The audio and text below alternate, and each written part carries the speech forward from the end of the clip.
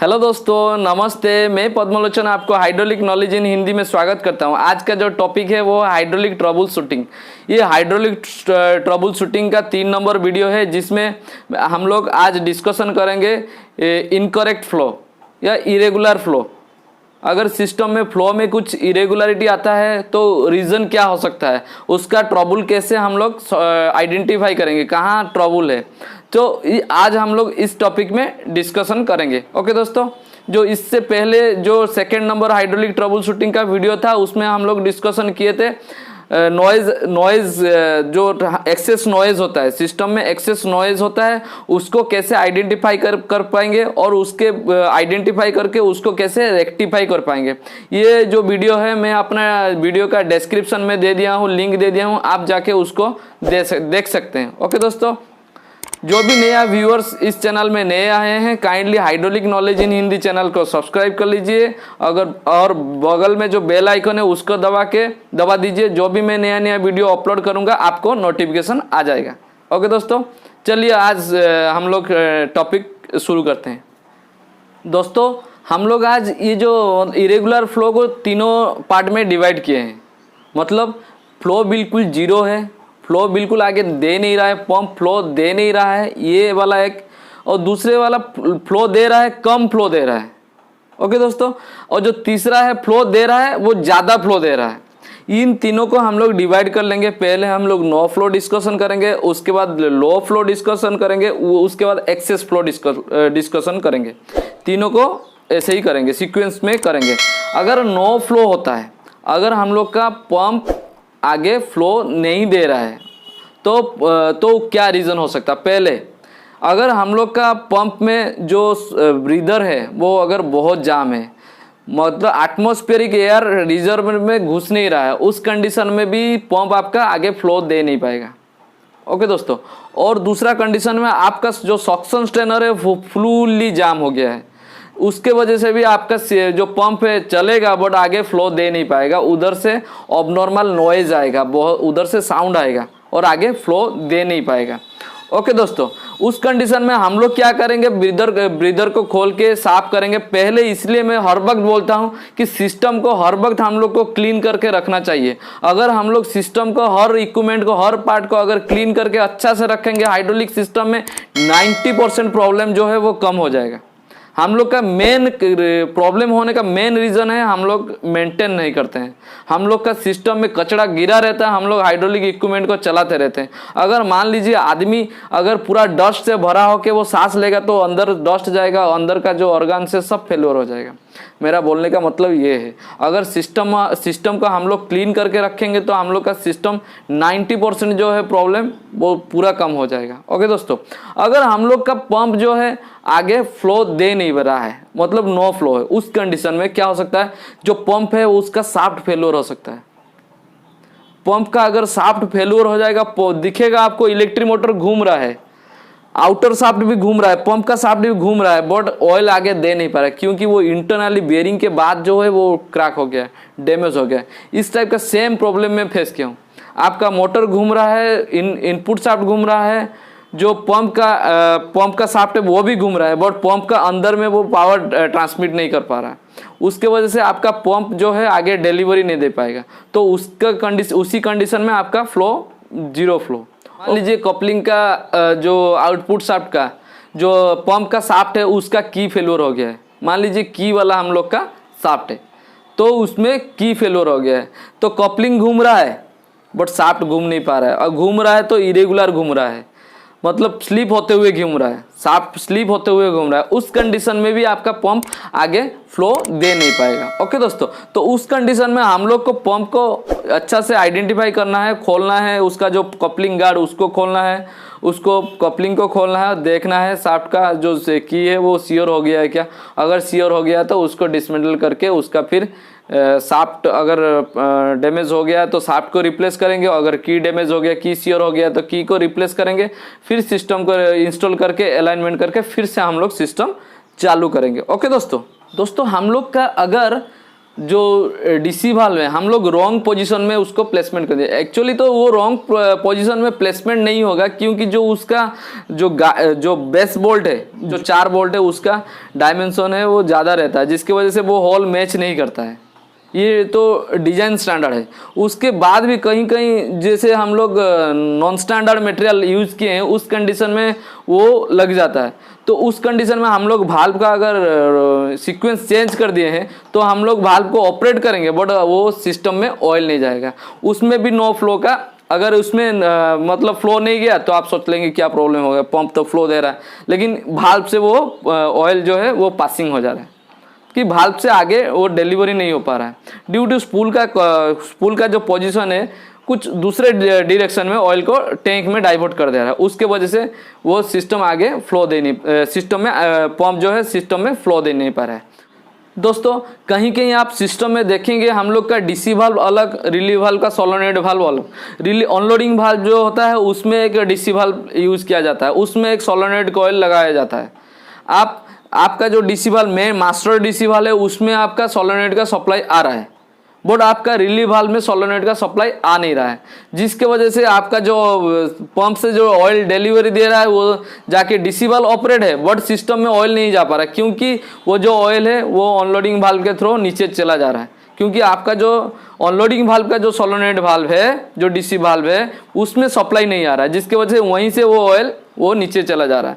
अभी रिसेंटली मेरा एक यूट्यूब जो व्यूअर्स है वो मेरे को सिलीगुड़ी से फ़ोन किए थे और बोले हम लोग का सिस्टम जो है वो हर वाल्व काम कर रहा है, बट वो पर्टिकुलर वाल्व जो हम लोग जाके जिस सिलेंडर में उसको हम लोग यूज़ कर रहे हैं वो वाल्व हम लोग का काम नहीं कर रहा है, क्योंकि वो उन लोग का जो ब्रिक्स मशीन का मास्टर सिलेंडर था, मेन सिलेंडर था, जो कि वो प्रेस कर रहा था, ब्रिक्स को प्रेस कर रहा था। वो क्या किया था, उसमें एक एडिशनल जो रिलीव वाल्व के ऊपर डीसी वाल्व दिया था, वो उस डीसी वाल्व में सप्लाई दे नहीं रहे थे और इसी वाल्व से वो ऑपरेट कर रहे थे, जिसकी वजह से वो ऑयल जो है वो जो अनलोडिंग वाल्व का जो रिलीव वाल्व डीसी वाल्व है उधर से वो रिजर्वर में चला जा रहा था, जिसकी वजह से उन लोग का एक्चुएटर जो ऑपरेट नहीं हो रहा था। ओके दोस्तों, और एक प्रॉब्लम था उनका, जो नॉर्मल वो क्या कर रहे थे, नॉर्मल जो डीसी वाल्व का लाइन है, जैसे मान लीजिए छोटा सिलेंडर का होस है, छोटा सिलेंडर का लाइन है, तो उसमें उसी डिज़ाइन के हिसाब से वो वाल्व को इंस्टॉल किया गया है।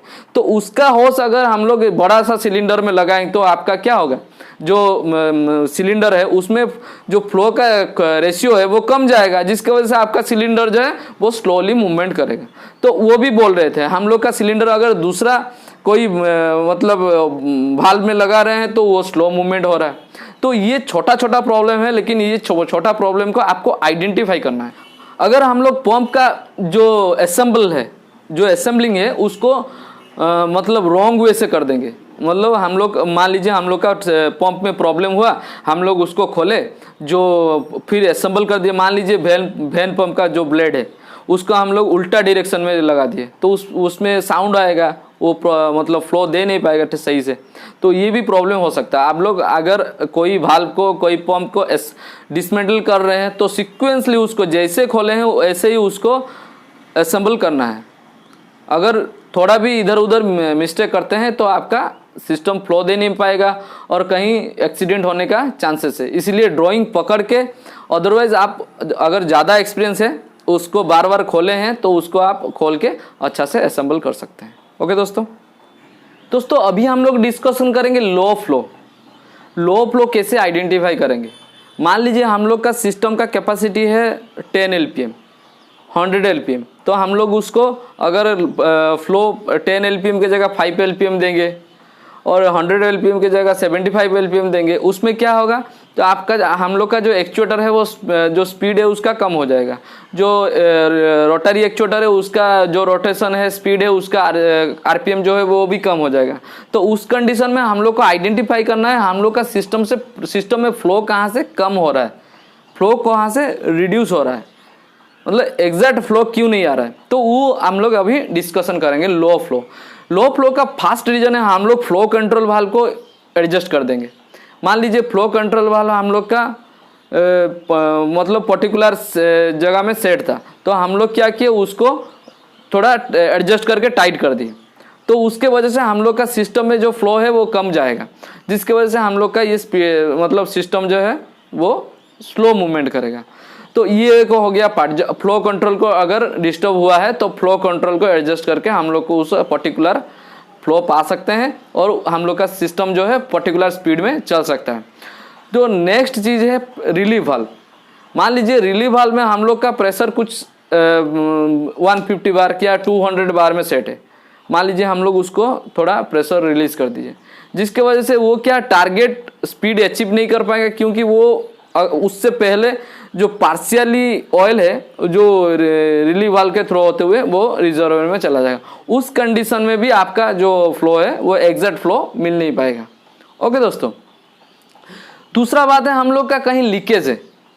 अगर हम लोग का रिजर्वायर में हम लोग का सिस्टम में बहुत सारा लाइंस गया है, इधर उधर होके बहुत सारा लाइन हो गया है, बहुत बड़ा सर्किट है, जो कुछ सर्किट हम लोग को विजिबल नहीं हो पाता है, जो कि मतलब हिडन एरिया में गया है। तो उस कंडीशन में भी आप लोग का अगर कोई फिटिंग से कुछ लीकेज हो रहा है ऑयल, उस कंडीशन में मान लीजिए हम लोग का 10 LPM में ऑयल जा रहा है, उधर से 2 LPM ऑयल निकल जा रहा है, तो आगे 8 LPM जा रहा है, उस कंडीशन में भी हम लोग का प्रॉब्लम हो सकता है। तो वो आइडेंटिफाई करना है हम लोग का कहीं लाइन से ऑयल लीकेज हो रहा है क्या। ओके दोस्तों, ये हो गया आपका एक्सटर्नल लीकेज। एक्सटर्नल लीकेज की वजह से आप लोग का जो फ्लो है वो रिड्यूस हो जा रहा है।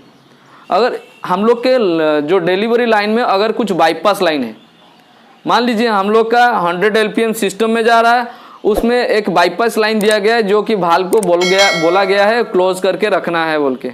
मान लीजिए कोई जाके उसको छेड़ दिया है, उसमें पार्शियल ऑयल पासिंग होके वो रिजर्वायर में चला जा रहा है, उस कंडीशन में भी आपका जो शटल वाल्व है उस कंडीशन में भी ये आपका फ्लो का कम लो फ्लो हो सकता है। तो ये सब चीज़ को आइडेंटिफाई करना है कहाँ ये होता है लो फ्लो का इश्यूज। और एक चीज़, मान लीजिए हम लोग का सिस्टम में एक इलेक्ट्रिक मोटर लगा है जिसका RPM 1500 RPM है हम लोग के, और सेम रेटिंग में हम लोग के पास एक मोटर पड़ा है जिसका RPM 1000 है। पहले जो था 1500 था, उसके बाद जो लगाए 1000 लगाए, तो उस कंडीशन में भी हम लोग का जो फ्लो है वो कम हो जाएगा, क्योंकि हम लोग का जो पंप का जो फ्लो है वो 1500 RPM के लिए 100 LPM था। मान लीजिए एग्जाम्पल ले रहा हूँ, 100 LPM के लिए 1500 RPM का था। अगर उसी जगह हम लोग 1000 RPM का इलेक्ट्रिक मोटर यूज़ करेंगे तो उसी हिसाब से हम लोग का फ्लो कम हो जाएगा। ये एक हो गया दूसरा रीज़न। हम लोग को इसीलिए वाल्व पंप हम लोग को मोटर जो भी लगाना है सेम रेटिंग में लगाना है। उसके बाद देखते हैं एक्सेस फ्लो। एक्सेस फ्लो का रीज़न क्या क्या हो सकता है। एक्सेस फ्लो का रीज़न हो सकता है, मान लीजिए हम लोग का फ्लो कंट्रोल वाल्व है, फास्ट फ्लो कंट्रोल वाल्व है, उसको हम लोग ज़्यादा ओपन करते हैं तो वहीं से हम लोग का सिस्टम में ज़्यादा ऑयल जाएगा। उस कंडीशन में हम लोग का जो स्पीड है वो ज़्यादा हो जाएगा, एक्चुएटर का स्पीड ज़्यादा हो जाएगा, आपका जो हाइड्रोलिक मोटर है उसका रोटेशन स्पीड ज़्यादा हो जाएगा। उस कंडीशन में हम लोग को आइडेंटिफाई करना है कहाँ हम लोग का वाल्व का इशू है जिसके वजह से ये प्रॉब्लम आ रहा है। हाँ, सेम बात बोला, मेरे पास एक पंप इलेक्ट्रिक मोटर लगा है, मेरा पावर पैक में एक इलेक्ट्रिक मोटर लगा है जिसका RPM 1000 है, उस जगह मैं 1500 RPM का लगा दूंगा तो हम ऑब्वियसली जो LPM पंप का जो LPM है वो बढ़ जाएगा, क्योंकि 500 जो रोटेशन है वो ज़्यादा हो गया। उस कंडीशन में भी हो सकता है। इसीलिए आइडेंटिफाई करना है पर्टिकुलर हम लोग का जो सिस्टम में नोमेनक्लेचर दिया गया है उसी हिसाब से हम लोग को जिस रेटिंग में लगा था वाल्व, जिस रेटिंग में पंप लगा था, जिस रेटिंग में मोटर लगा था, उसी रेटिंग में सारा चीज़ को इंस्टॉल करना है। ओके दोस्तों, अगर ये वीडियो आपको अच्छा लगा है काइंडली लाइक कीजिए, कमेंट कीजिए, सब्सक्राइब कीजिए। एक कमेंट मेरे लिए लाख रुपया के बराबर है, इसलिए आप नॉन स्टॉप कमेंट कीजिए। और अगर आपको ये सिस्टम में कहीं आपका सिस्टम में कुछ प्रॉब्लम आ रहा है, आप आइडेंटिफाई नहीं कर पा रहे, तो मेरे को कमेंट करके बताइए। मेरा मेल ID है, उसमें आप मेल कीजिए। ओके दोस्तों, थैंक यू। आपको अगर ये वीडियो अच्छा लगा है तो नया व्यूअर से काइंडली इस चैनल को सब्सक्राइब कर लीजिए और बगल में जो बेल आइकन है उसको दबा के नोटिफिकेशन एक्टिवेशन कर लीजिए। जो भी मैं नया वीडियो इस चैनल में अपलोड करूँगा आपको नोटिफिकेशन आ जाएगा। ओके दोस्तों, थैंक यू, बाय बाय।